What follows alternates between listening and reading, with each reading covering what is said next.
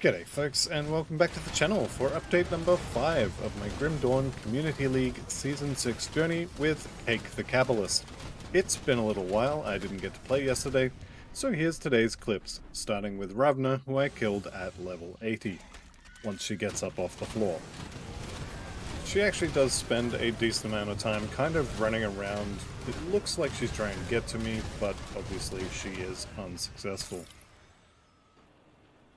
Next clip is the Ather Cal, and I'm fighting him in his barn. He doesn't even get to come out.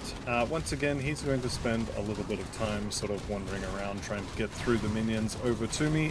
He does manage to get a hit in. Unfortunately for him, it's not enough. Next up is Zarya the Cabra. This is at level 81, and she dies so fast that her crystals don't even get to fire. Not really much of a challenge.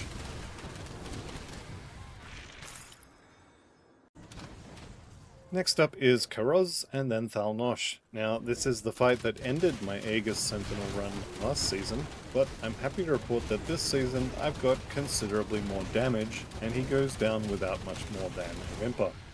I've also got the pets to tank for me, so I take very little damage. It also doesn't hurt that I spend a lot of the fight running away from him and hiding behind all the pets.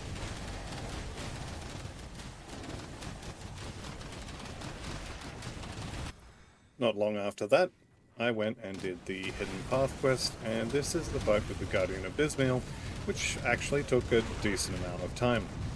Still, no real issues, and the pets handled him nicely. Normally I don't bother with her, but in the season mod there are points up for grabs for killing her before level 90. Once again, I hide behind my wall of pets and let them beat her up, and more importantly, tank the damage for me. Starting to feel a little bit squishy at this point, and I was actually worried that she would kill me. After handling the Mad Queen, I walked into the Fort Icon Armory like I owned the place to claim my hollow victory from Lucius. Not bad for an insignificant wretch.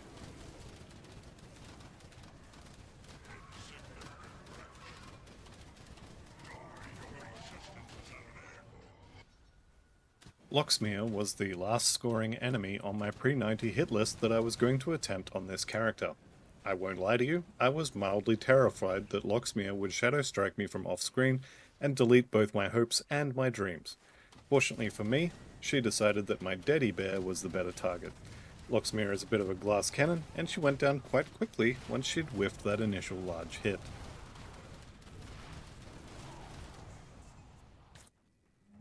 Bloodlord Thalnos was the next big fight I recorded, and he normally gives me a bit more grief than this.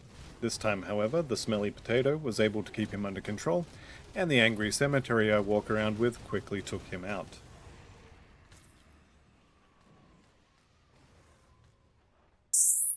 Moving straight into the Lorian fight, I was again needlessly worried that I would have to dodge sunders and not get vomited on and somehow kite the log monster's guards around while resummoning my skeletons constantly because they would be standing in the Chaos Lightning goop. All of this while juggling my own attack spells that have to proc with buffs for the pets, and it was just not that big of a deal. None of that happened, and I only backed off this one time to kill his guards, and then I just kind of stood there and watched my pets eat him alive. This fight was considerably easier than I expected, and I'm pretty glad of that, but also kind of surprised. Anyway, I'll leave the rest of the entire fight in here, and I'll see you in the next clip.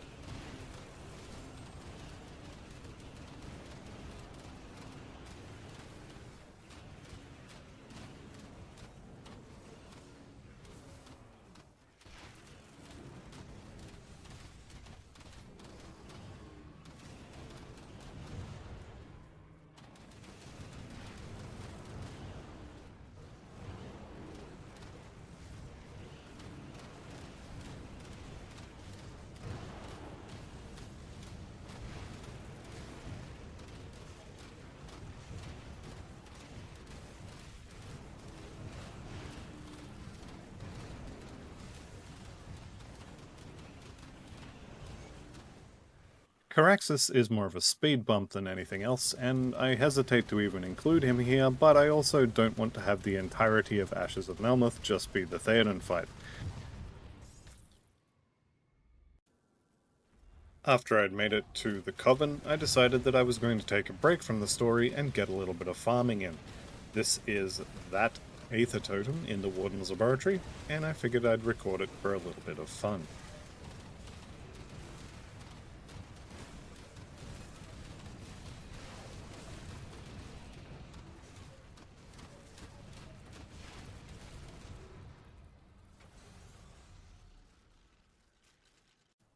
While I was on my little farming trip, I ran into Kubac Cabra, and I was a little bit worried about him, although not worried enough to notice that I started the fight with my Hellhound not summoned, because bleeding resistance for your pets is at somewhat of a premium while you're leveling, and Kubac Cabra does a lot of bleeding damage. I was also worried that I wouldn't have enough damage to actually kill him because those bleeding pools will heal him. Turns out none of that was really an issue, and my only real complaint is that I killed him at level 93 and not at level 100, and so he wasn't worth any points.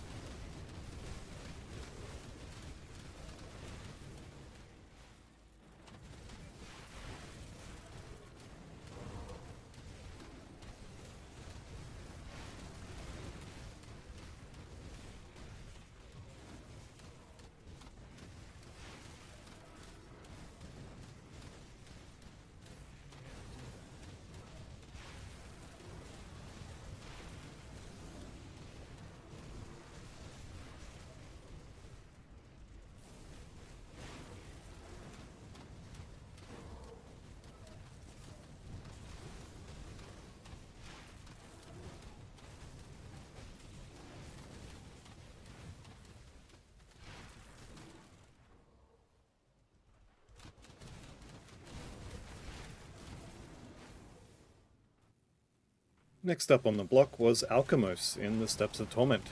My little farming break was getting a little bit long at this point, but I made use of an age-old summoner trick called the Ring Around the Rosy, which is where you run around a pole while the boss tries to kill you, and your pets try to kill the boss.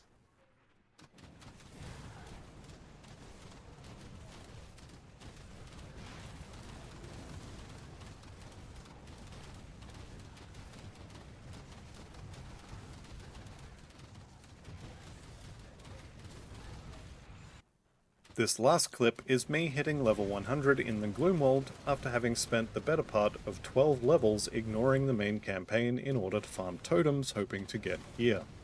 For my time spent, I had managed to farm a belt from my final build, and spent about 3 hours to do it. Just at the end of this clip here, I will show the build as it was when I hit level 100.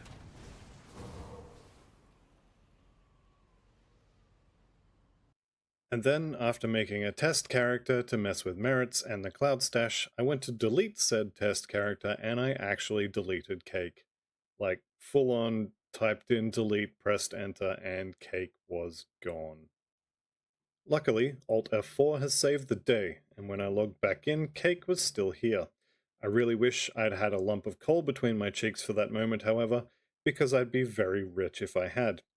Incidentally, Test is also still here, despite deleting him 3 times now, so hopefully I don't wake up tomorrow to both of them being gone.